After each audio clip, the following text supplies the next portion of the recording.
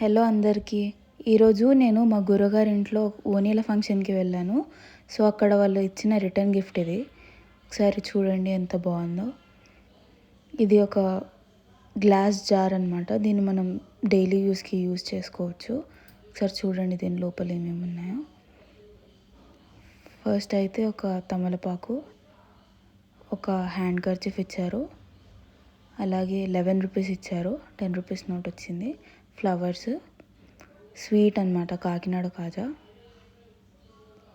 ఇంకొక flower,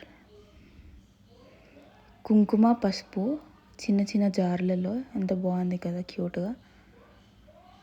and also fruit and ఒక ఒక్క ఇచ్చారు. ఇదంతా పసుపు బొట్టు, దాంతోపాటు ఈ గ్లాస్ జార్ ఇచ్చారు. చాలా బాగుంది కదా ఈ ఐడియా.